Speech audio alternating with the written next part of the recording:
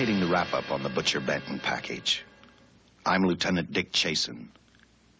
This hadn't been a routine case, and to find the answer, I've had to put a lot of little pieces together. It began on the day most cases can be called closed. It was the day before the butcher was to be executed. He was visited by his attorney, Paul Lowe, in the death house. It was at this first meeting the Butcher Benton case took its first switch. Well, that's it, Butcher. The evidence against you is so strong, the governor turned down your appeal. You're a rotten liar, Lowe. You started railroading me from the beginning of the trial. And now you're still trying to throw me curves. Look, I don't blame you for being edgy, but get this straight. I didn't double-cross you. I never worked harder for a client. You mean you never worked harder for a client to get him sentenced? You were a fool, Butcher. If you hadn't tried to double-cross Squeamy Ellis and Joe Marcelli, they wouldn't have turned state's evidence against you. But you had to get greedy. You wanted to keep the whole $600,000 for yourself. Well, the boys got sore, and I don't blame them. It was all your idea. You planned the whole job. You hired us. When you found out I'd staged the money, you decided it was time for me to die. You got those two crumbs to turn state's evidence on me. You stinking rotten mouthpiece. We both know that isn't true, Butcher. Now, look, what's the sense in not giving me the money? It's not going to do you any good. Well, I'll have the satisfaction of knowing that none of you three crumbs are going to spend it. What about Eva? Don't you owe her something? You tell me where the money is, I'll see that she gets your share. I've got a different idea. I'm going to kill you and Squeamy and Joe. Then I'll take care of Eva myself. You thick-headed ape, you're going to die tomorrow. Remember what I said. I'm going to get you, all three of you. Even for you, Butcher, that'd be quite a trick. So long, dead man. Remember what I said. I'm going to kill you, all three of you.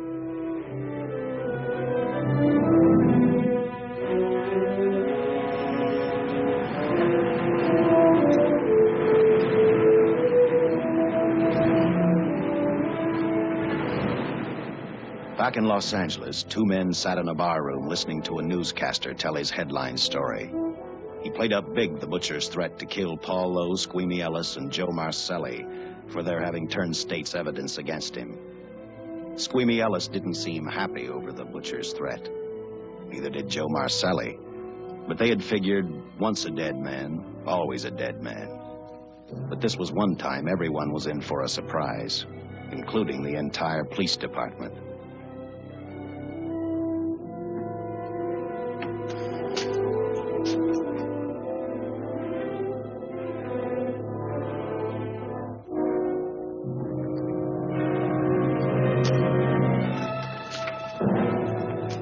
Seen the headlines, Captain? Teletype just came in from San Francisco. Butcher's execution is set for 5 o'clock this afternoon.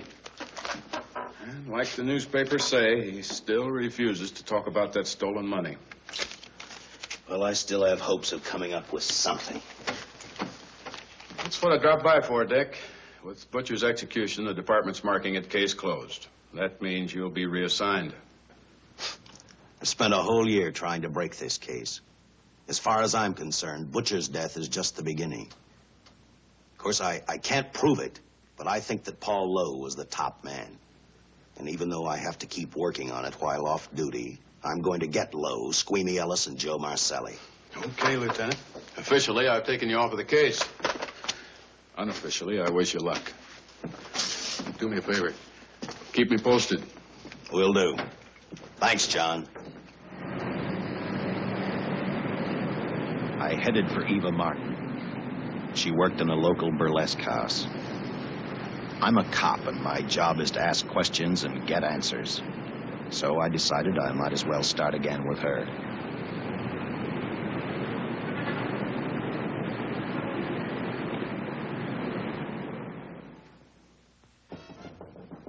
Come in.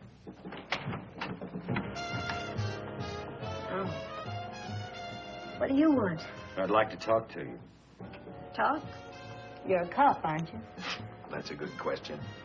I can't even find a 3-ton armored car, let alone the $600,000, and I've been on the case a year. I've told you, and I've told you, and I've told you. I don't know anything about the money. I never did. Benton's gonna be dead in a little while. I thought it might make a difference. I never knew anything about the money. Call me dumb. I didn't even know Charles was in the rackets until the trial. Now, take it easy, kid. You're on, Eva.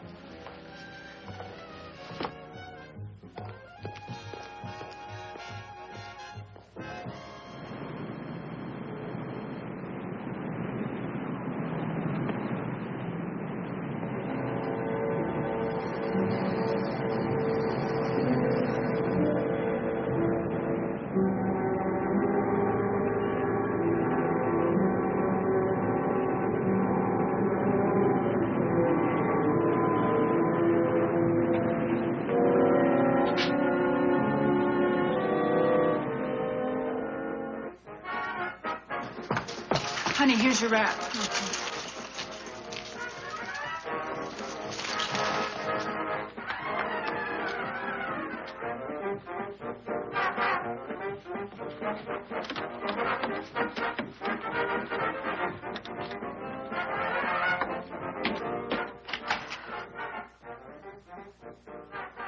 A few moments ago, Butcher Benton, without revealing the whereabouts of the $600,000 stolen in the armored car holdup, paid for his crimes against society in the gas chamber at San Quentin. Now for a look at the international scene. Today...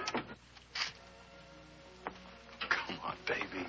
Don't waste tears on Benton. I feel so badly about Charles. If I'd known, maybe I could have done something. How about a drink? We could both use one. An artist can't drink while she's working, Paul. Boy, see.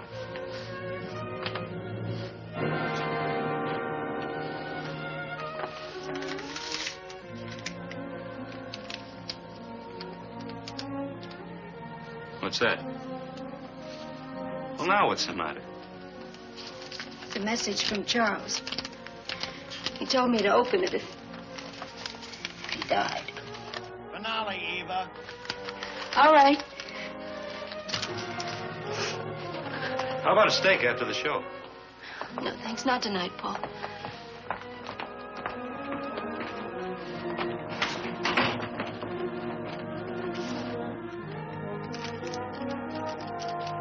I didn't find out until much later, but Paul Lowe, in opening the letter the butcher had given Eva, found a map outlining a section of the city sewer system. And clearly identified was the spot where the butcher had hidden the stolen payroll. He replaced it with a $50 bill. I guess he figured $50 to gain $600,000 was not a bad day's work.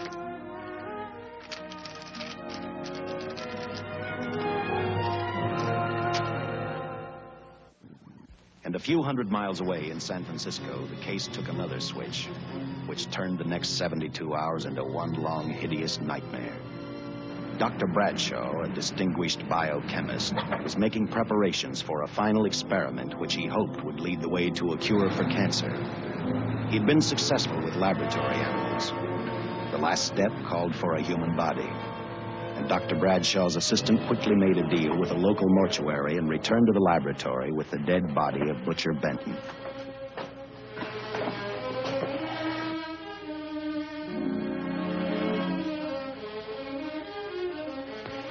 You made good time. Well, I didn't waste any.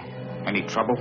No, I just handed the money over and moved the body into your station wagon. That was that. Good. Get a syringe.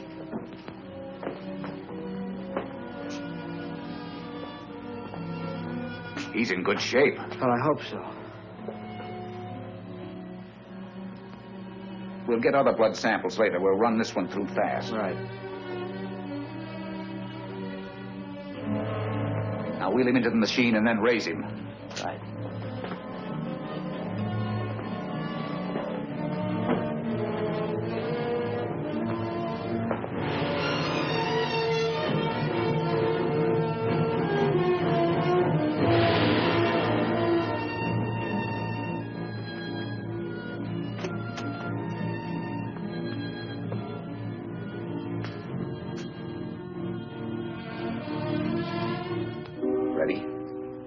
You mean you're going to give him 287,000 volts? Yes, yes. I'll get the fluoroscope set. We'll check with that before we start dissecting. Turn off the lights.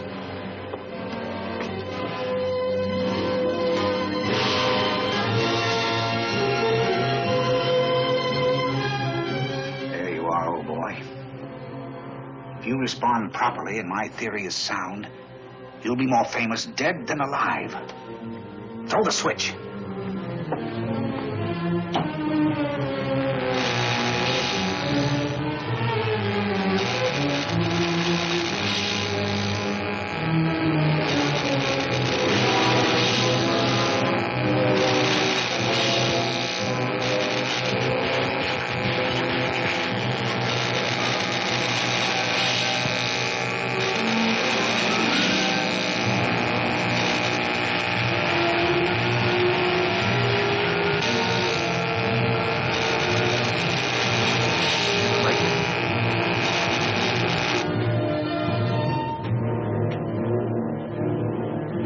I thought I saw a pulsation of the heart. You're right. Dr. Bradshaw is beginning to breathe. You've brought this man back to life. No. The heart muscle has simply responded to a terrific electrical shock, that's all. Yes, but it does prove that the cells still function. Dr. Bradshaw, he is alive. A shock reaction, it can't last. His cells are multiplying now, if your theory is right. We could keep that reaction going longer. But it's worth a try. Get the body out.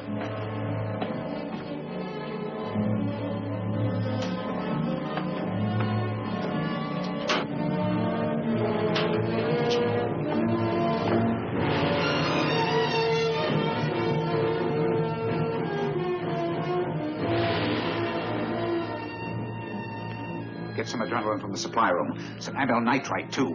Hurry.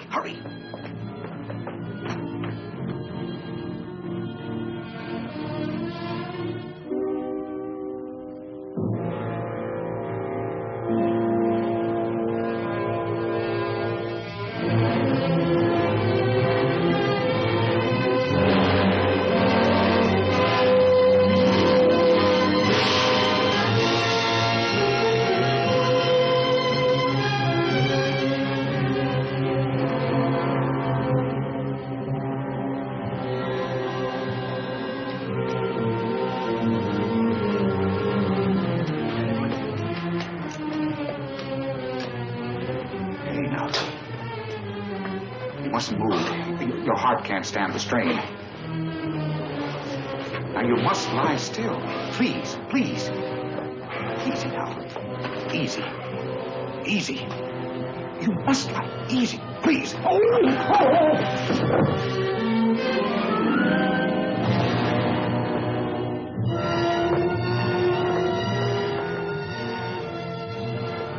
Dr. Bradshaw's experiment had given life back to the butcher. He tried to talk, but the electrical voltage had burned out his vocal cords. Yet it hadn't destroyed his brain. He knew who he was. He knew who he hated. As he stumbled about the room, I think he thought only about one: kill Lowe, Squeamy, and Joe Marcelli. The tremendous electrical voltage that Dr. Bradshaw had given the butcher had increased his cellular structure to the point where he was no longer a man.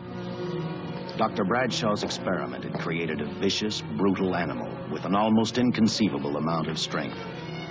Dr. Bradshaw must have believed the butcher's regained life would last for only a few minutes. Therefore, instead of calling for help, the doctor decided to handle his creation alone. Now, easy, Benton. Just relax. I'm a doctor. I want to try to help you. Do you understand me? You're in my laboratory. The execution was carried out and you were declared dead. I tried an experiment on you and brought you back to life, although I didn't intend that. Now, you've had a great shock. Now come and sit down. Now, be quiet now. Come and sit down. Take it easy. That's the boy.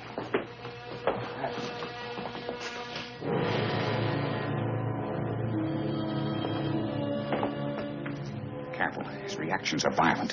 How do you explain this? Each cell must have multiplied 100 times, perhaps thousands. His strength is unbelievable. No, it's too late for the amyl nitrite. I want to get some blood samples, make some tests on him, find out what's happened. Get me a syringe.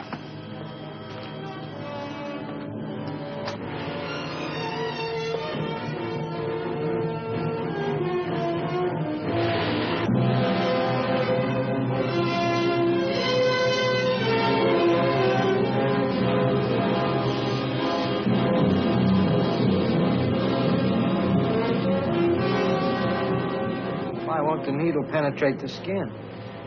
Tissue must be nearly a solid mass of cells. How are we going to get the blood sample? Surgically, perhaps.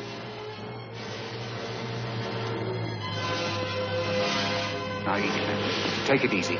You can't leave here now. I'm responsible for your being alive.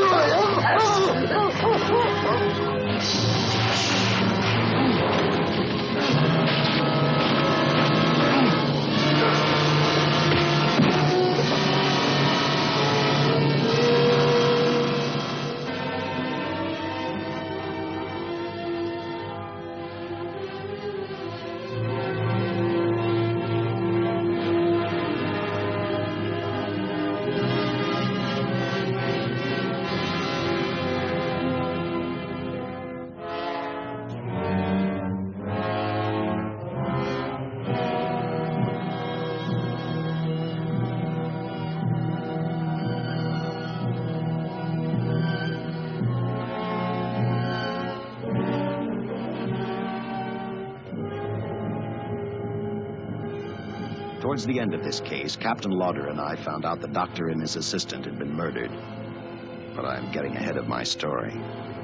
The butcher didn't know how he had been brought back from the dead, and he didn't care. All he knew, he was alive. Then this monster-made man started thinking about Los Angeles.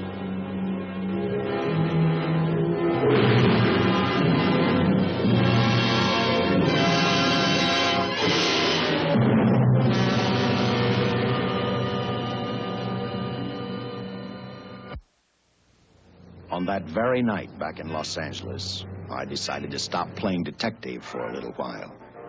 I went to the burlesque house to ask Eva to have dinner with me. After all, the butcher was dead, and if I got lucky, sooner or later I figured Paul Lowe would lead me to the stolen payroll. In a way, that possibility made me even feel better. It's not fair to watch the show from backstage. Next time I'll pay admission. I take it by that remark you like my routine. Yeah, you're pretty good. What I can't figure out, though, is why you stay in a place like this. It shouldn't be hard for someone like you to get a job in a class spot. If you weren't a detective, I'd be willing to bet with a line like that your next remark would be, how about dinner? Well, not exactly dinner, but a hamburger might be a good idea. If you're asking in an official capacity, I can't say no. I'm off duty. For the past 6 months, all I've ever called you is Lieutenant Chasen. Do you have a first name? Uh-huh. Dick. Give me 10 minutes for a quick change, because you just made yourself a date, Lieutenant. I mean, Dick.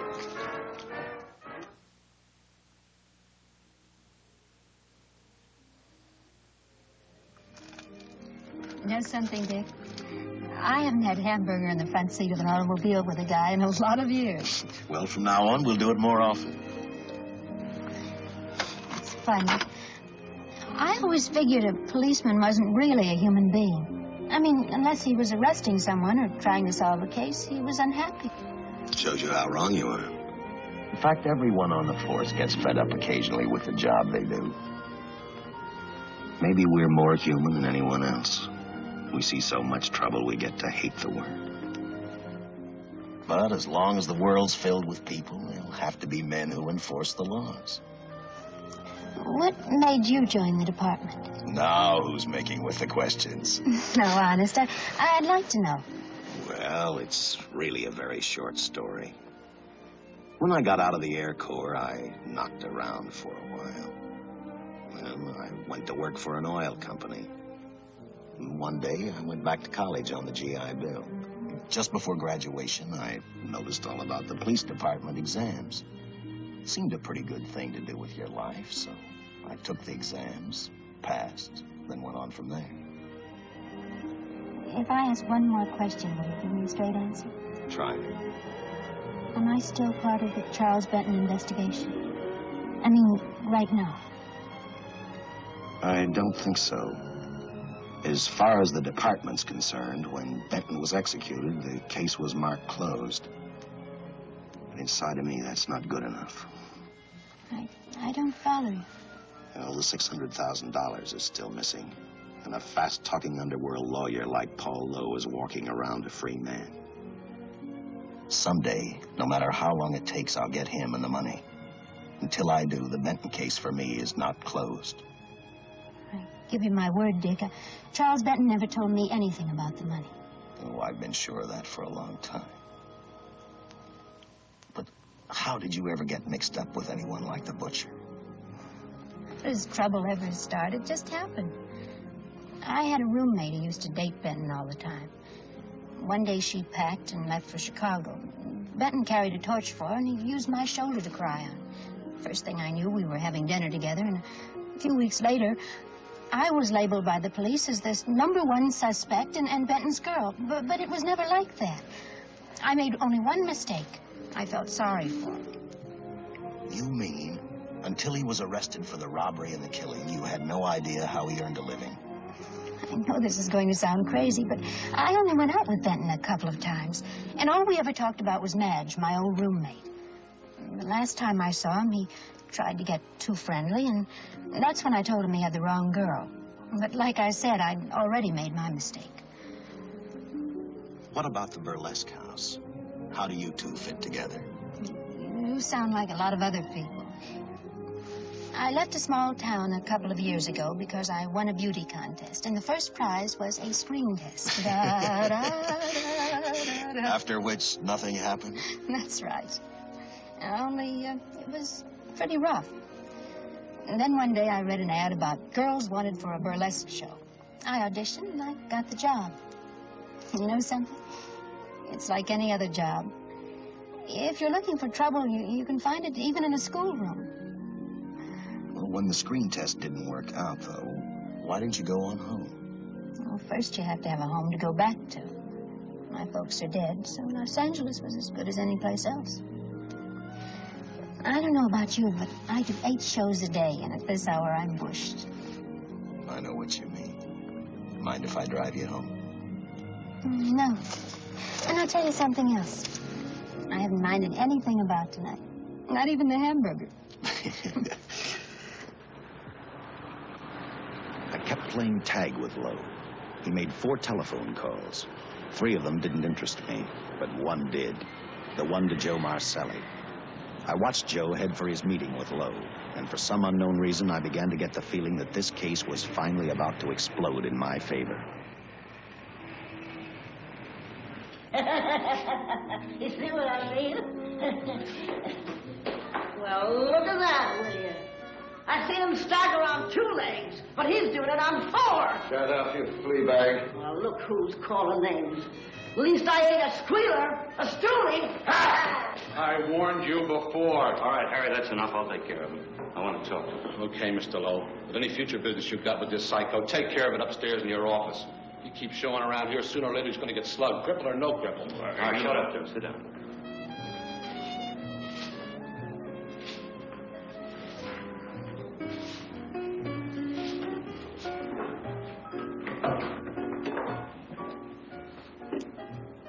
I need a shot. Bad. You'll get one after I talk to you. You sober enough to understand? Yeah, I run out of dough. No wonder. Look at you. You used to be the best torch man in town. Now, I don't think you could crack a safe if you knew the combination. No jobs. Nobody wants me since I turned stakes on Benton. That's your doing. You told me. All right, quit crying. I got a job for you. If you can stay off that stuff long enough. You know I can if I got a job. How much? What is it? It's $2 grand in it for you. Where? Right near where he pulled the job. Interested? $2 grand ain't much out of 600,000. There'll be other expenses. Besides, that money's plenty of it. Now, you want it, or do I get another boy?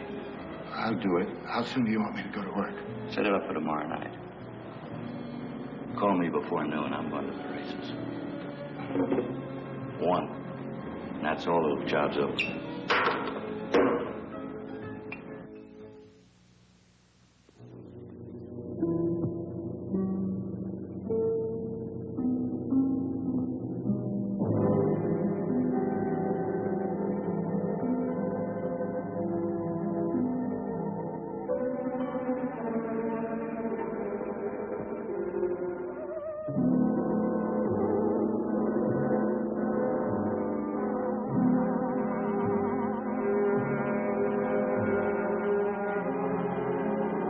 Butcher was walking slowly toward Los Angeles. He'd traveled through wooded hills to prevent being seen by anyone. Finally, he came to a quiet road. He stopped to get his bearings. And then he saw her, and he saw something else. An automobile. For the butcher, that rang a bell. With a car, he knew by the next afternoon he'd be in Los Angeles in plenty of time to catch up with the 3 men who had double-crossed him.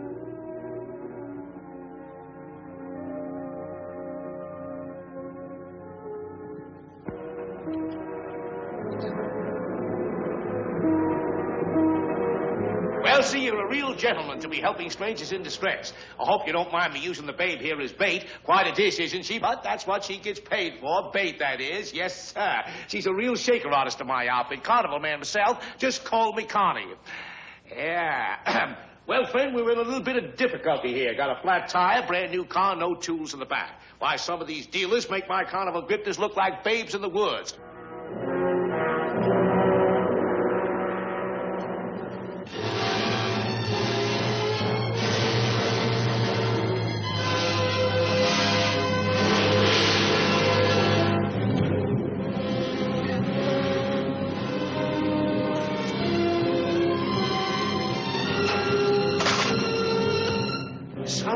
Holy. Say, who you with, friend? Let it down. Let it down. No matter who you with, friend. Believe me, I can do better for both of us. I'll make a fortune for the both of us. Oh!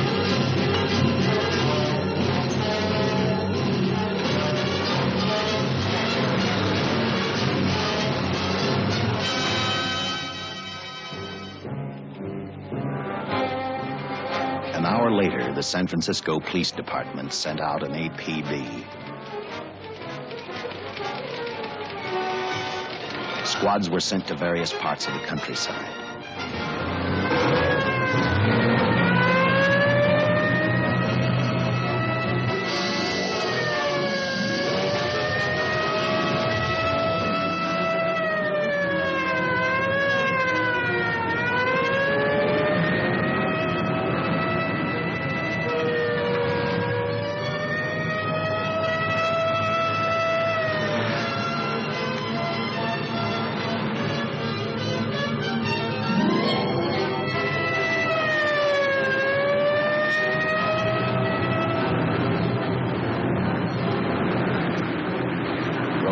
Were thrown up to catch the cold-blooded killer the hysterical girl had described.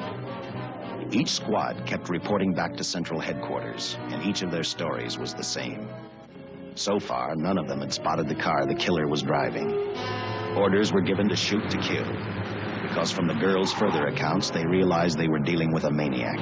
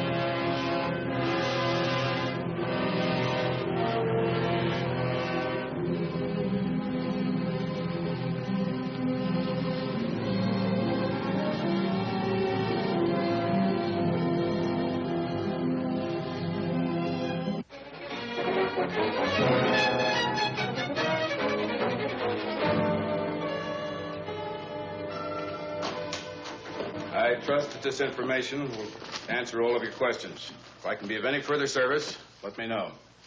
Sincerely, J.I. Louder, Captain Police, L.A. Here's another all points from CHP, Captain.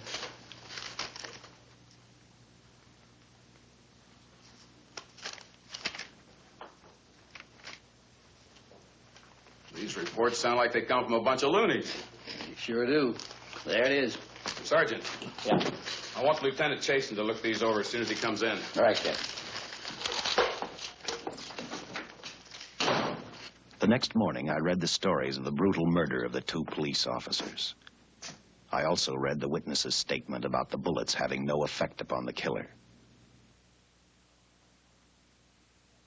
I felt sorry for the witness, and I thought about how easily a person's mind can become confused when suddenly they receive a brutal shock.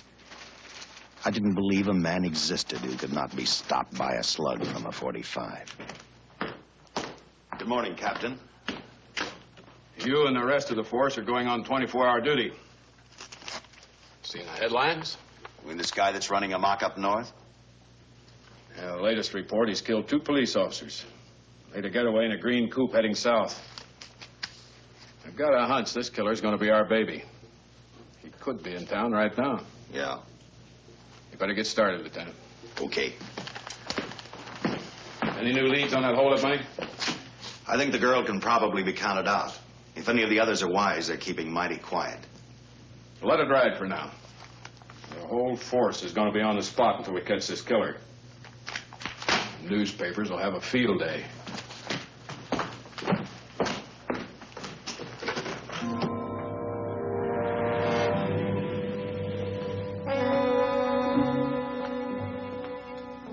We were wrong about 2 things.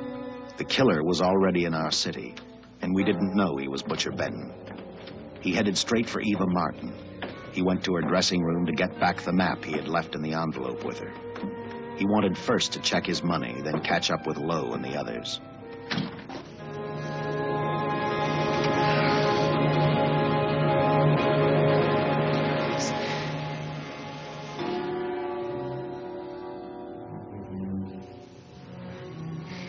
Can't be.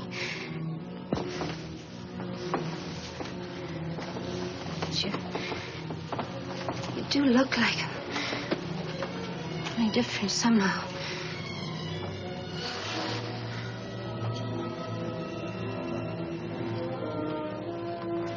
It is you.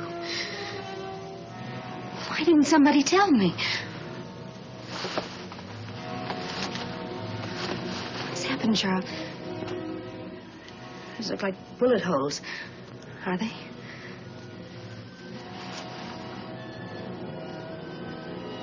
There isn't even a mark.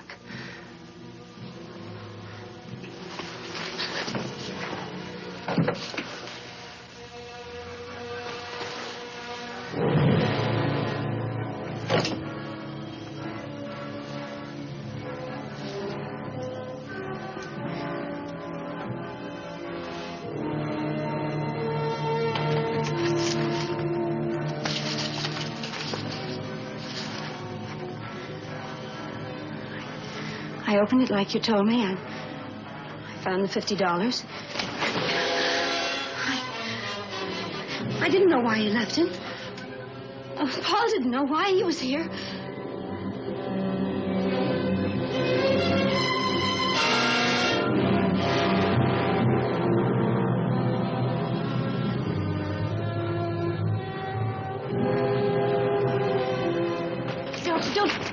Don't get crazy. The name of Paul triggered his hate. He left her dressing room and started for Squeamy Ellis and Joe Marcelli's place. Because he knew, with them out of the way, Paul Lowe couldn't open the strongbox where the money was hidden. He thought of Squeamy and Joe first. He was saving Paul Lowe for last.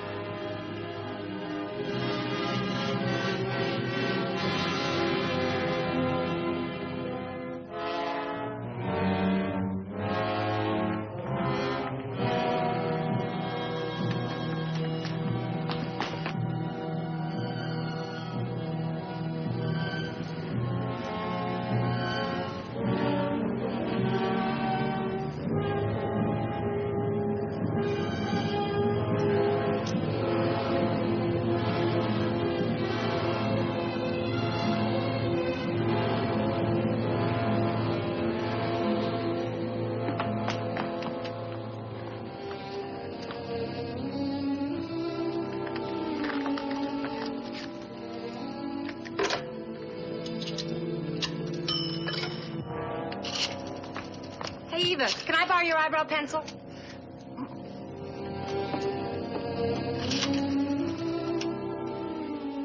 Operator, get me police headquarters.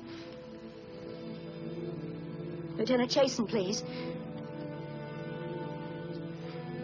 When do you expect him? Well, tell him Charles Benton is alive, and even bullets can't stop him. I'm not crazy. Just say a friend of Charles. He'll know.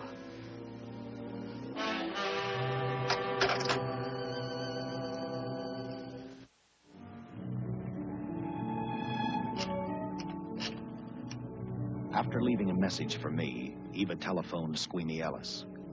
She tried to tell him the butcher was alive and on his way over to kill him. Squeamy didn't believe her, and in a way you couldn't blame him. Who in their right mind would believe a man had returned from the dead? What Squeamy actually believed was that the butcher, before his execution, had hired a killer to carry out his threat.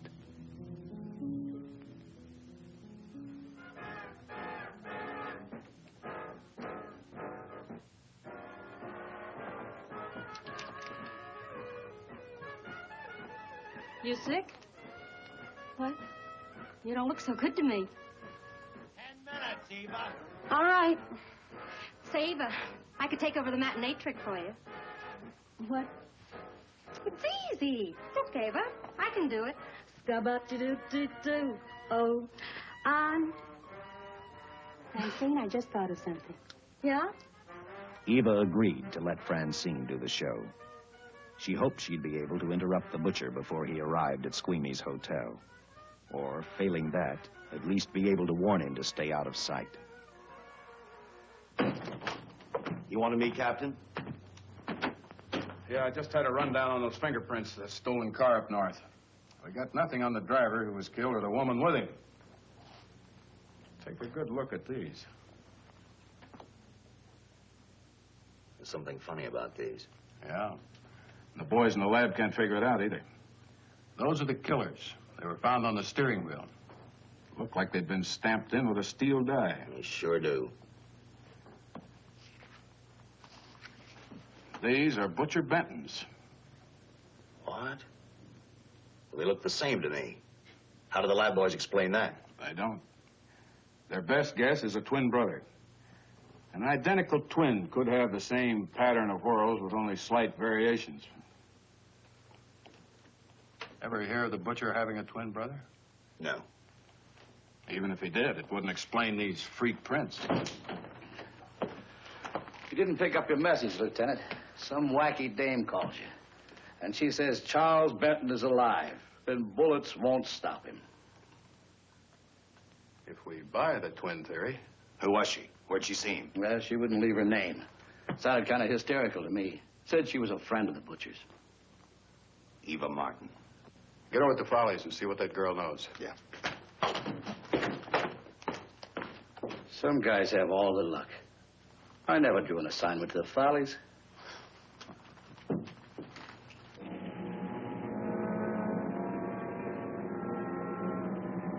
Meanwhile, the butcher headed for Squeamy's hotel. He didn't seem to be in any particular hurry. Actually, he seemed like any normal person, on his way to work or on his way home.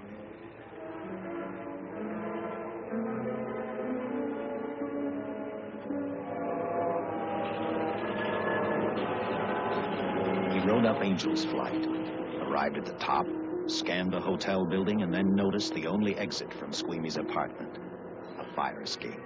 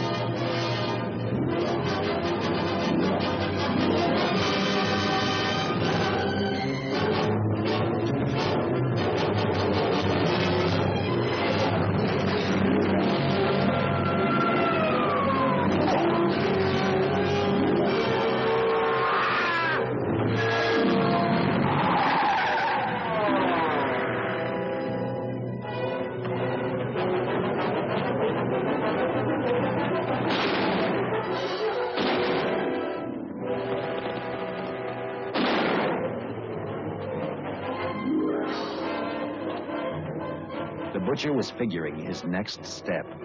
And as he looked at the dead cop, he thought about Paul Lowe, the next man on his list. Seen Joe Marcelli? Not since last night when I told him I didn't want him around here no more. Give me a shot.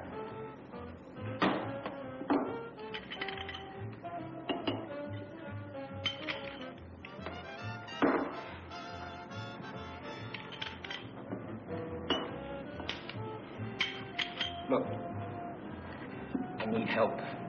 Just found out that Benton hired a killer to get me. He's after Joe, too.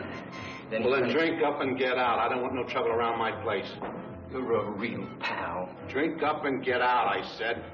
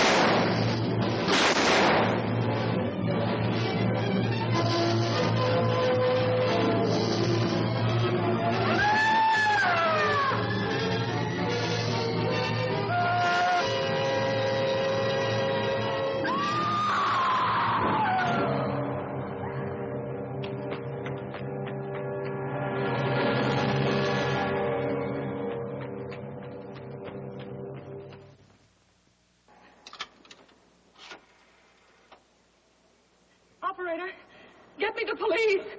Police! Yes!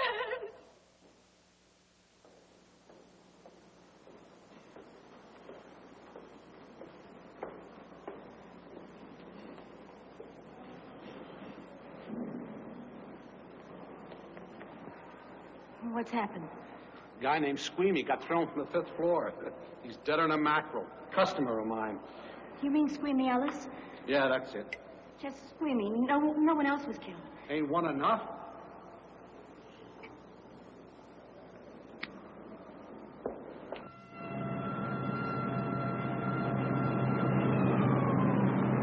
I tell you, the bullets never even phased him. He must have been wearing a bulletproof vest. God help us when the papers get a hold of this. Keep an officer on duty here till you hear from me. We'll get a stakeout on Joe Marcelli. I'd like to talk to Joe. Lauder, I'm going to call San Quentin. Suppose Benton is alive. Every available man's been put on the case now. Yes, sir. All right. All right. Anything new? Report on Dr. Bradshaw, owner of the station wagon. The San Francisco police located his laboratory in the basement of an electrical power receiving station. Bradshaw, what's he know? He's dead. And another man, too, his assistant. The lab is a shambles. But now we're getting some action from San Francisco. Benton's body never arrived at the mortuary where it was supposed to go. An attendant there finally broke down, admitted he picked up some quick cash by handing the body over to a man he was unable to identify. The man was driving a station wagon. Blast it, man. The chief's on my neck, and the commissioners are on his, and the mayor's on theirs. Now, am I supposed to tell them that our killer is a dead man? They found a notebook in Bradshaw's lab. It ties his experiments in with a Professor Dwiggins at Caltech. I hope to hear from Dwiggins soon. Captain, report from the valley on a hysterical woman. Reports the presence of the killer. There's the location. Let's go.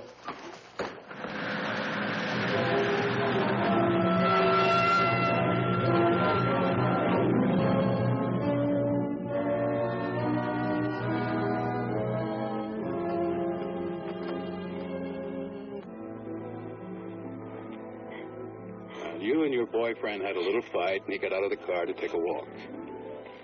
You noticed that he walked down toward the sump area in the direction where you'd seen those lights a short while before. What happened then, miss? Please try to tell us. Well, I just sat there a few minutes, I guess. I was pretty mad.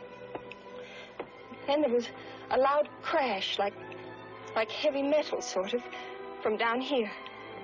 I got out of the car to get a better look. I heard Jimmy cry out something. I couldn't make out the words. Then down here, in a patch of light, was Jimmy. And coming toward him was this man. Big man. Lifted Jimmy up over his head like he didn't weigh a thing. Jimmy screamed. Just once, before he broke Jimmy's back. I heard it snap that far away. Then I started running till I found this house. They let me use the phone. Thank you, mate. We'll see that you get home right now. O'Malley, see that the young lady gets home all right. Paul Lowe, while driving to his office, heard a radio commentator report the murder of Joe Marcelli. And what shocked him most was when the broadcast identified the killer as possibly being the butcher. Lowe headed straight for Eva Martin at the Burlesque Theater. Oh, you gave me a start, Mr. Lowe. What are you doing here? Where's Eva? Oh, I'm taking her place. I'm going to wear her costumes. What's it to you? I asked you, where's Eva? Hey, don't get physical. Well, watch your tone of voice, Buster. I told you. Little Eva isn't here. I can see that for myself. Where is she? She's at police headquarters. That's where she is. Yes, sir. No, sir. Captain Lauder's still with the mayor. The killer dropped out of sight. He was last seen in the Hollywood area. Yes, sir. We know he's dangerous. Every angle's being covered.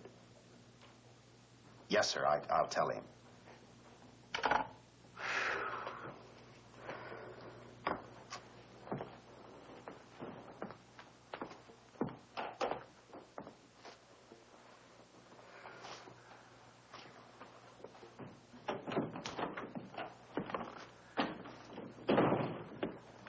Here, see how these fit. Low heels. I'm sorry. It's the best our wardrobe department can afford. Any idea how soon the captain will be back? Now, look, I'm going to see the captain. I'll have to wait here all night. Paul. Paul, Charles killed Squeamy and Joe. Joe, too? Benton? He's alive. I saw him, but nobody will believe me. I'm checking it. My guess is whoever killed them is on the trail of the money, Lowe. Now, maybe you'd better start talking if you know anything about it. I don't know anything. Did the butcher have a brother? No brother. It was Charles. I saw the tattoo on his arm. Look, I demand police protection. Where's the money, Lowe? You heard me. I demand protection. I know my rights. We put stakeouts on your office and home. Well, that's not enough. It's enough as far as we're concerned.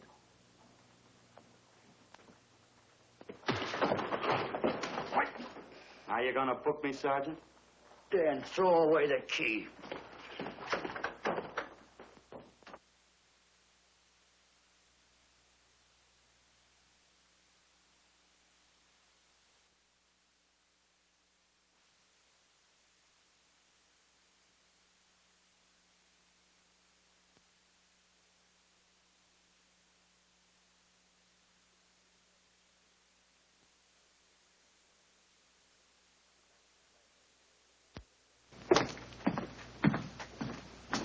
Thank you.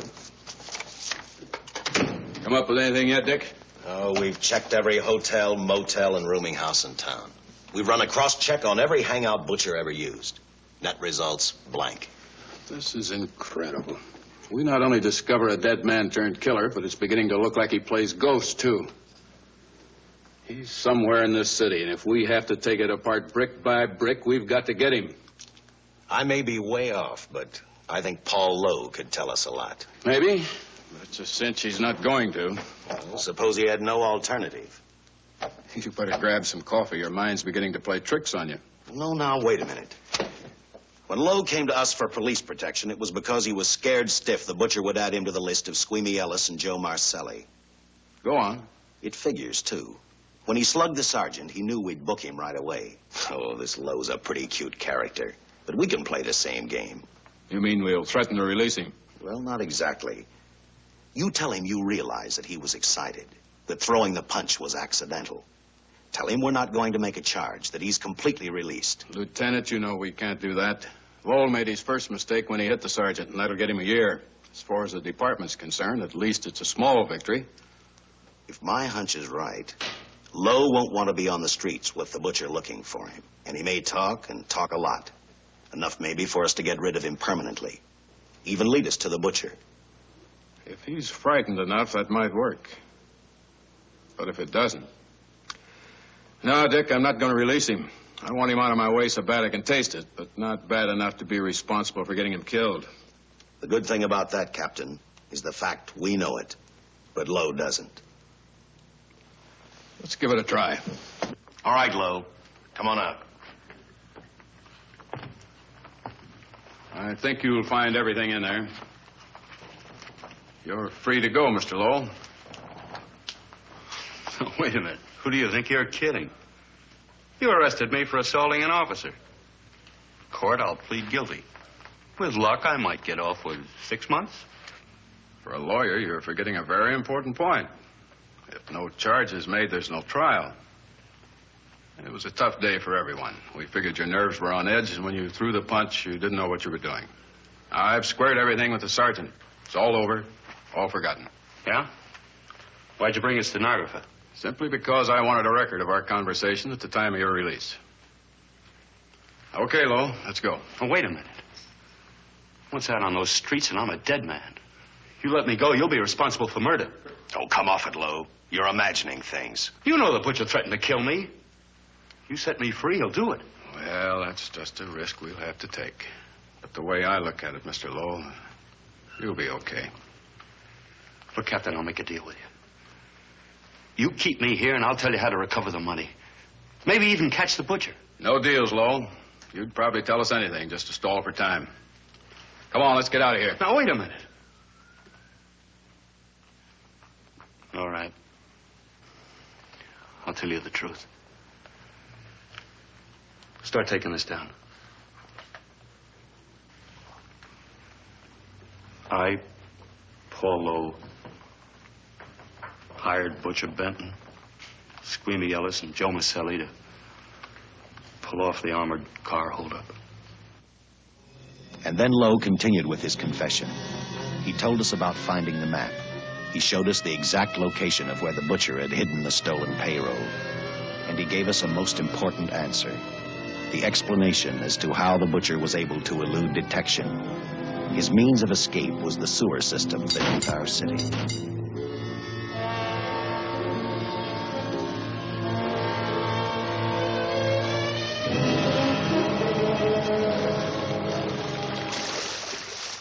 The department went to work fast.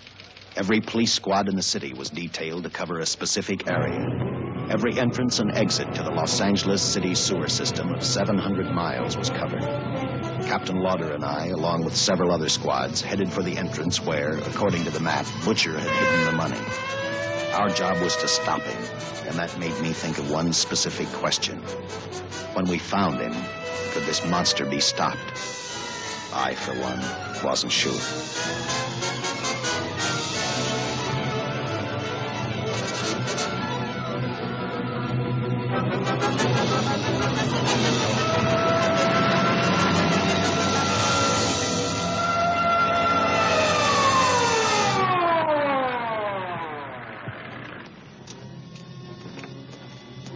Everything all set, Lieutenant? City engineers mapped out each possible exit. The squad of officers are spotted at every point. If the Butcher can be caught, now's the time. Well, after I talked to Caltech, I called on the fire department for a little help. The professors thought a flamethrower might stop him. Flamethrower? I suppose their boys have had a chance to join our squads by now. See, we have one with us here. Have you thought about what'll happen if this doesn't work? No.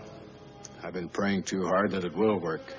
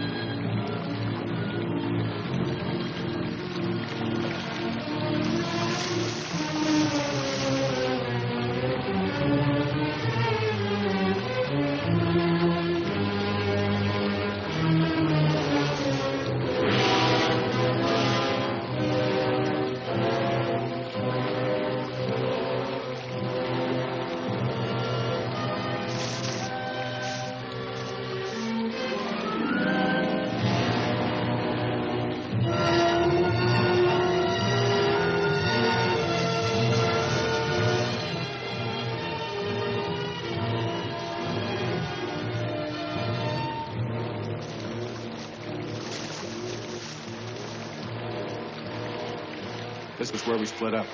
I'll go straight ahead.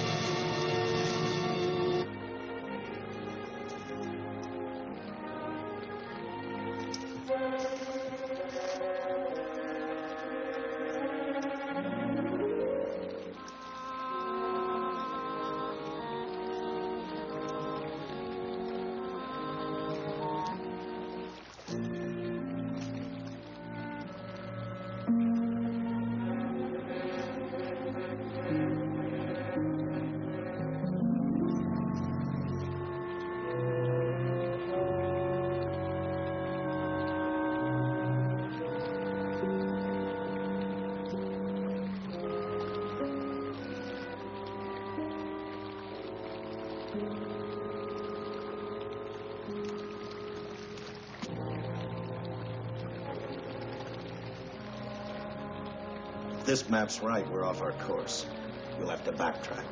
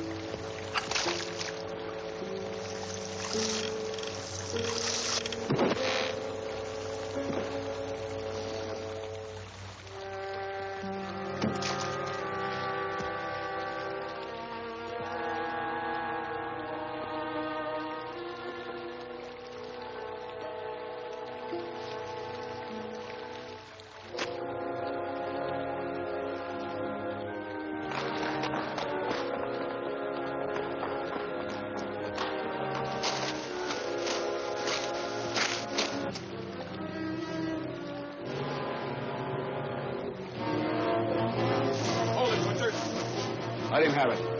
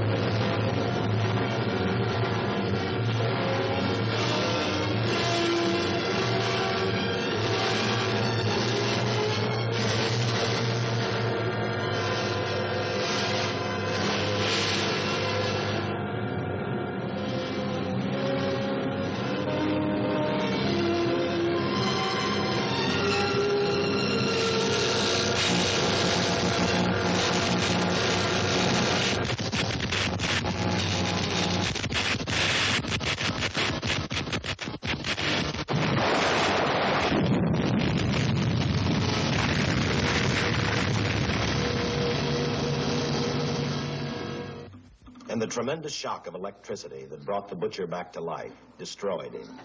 The $600,000 stolen in the armored truck robbery has been recovered. Case closed. Well, here are the scientist's comments for your records. I had to fill in a few spots with my own guesses, but I guess that's about the size of it. Did you get any sleep? Oh, some. Not much. How's the girl today? Well, I called the hospital about an hour ago. She'd gone. Gone? Where? Well, she told him she was a working girl and that she'd been away from the job too long already. Quite a girl. Yeah. Say, how about that time off I've got coming? 48 hours, beginning right now. With some resting.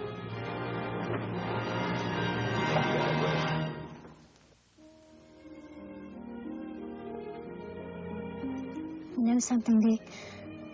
The past 72 hours seem like a bad dream. That rest in the hospital today really gave me a new lease on life.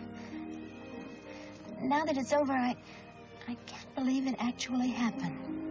The important thing is to remember it is all over. I suppose you'll be assigned to another case. Now, I'll have to give up hamburgers in the front seat of the car for steaks in a restaurant. No. I've thought about that. In fact, I decided to do something about it. I started by talking the captain into a short holiday. And just about an hour ago, I got you fired. What? What did you do that for? I figured that being my wife would take up all of your time. Even if I wanted to say no, I couldn't. You're not supposed to say no to a detective. I figured that, too.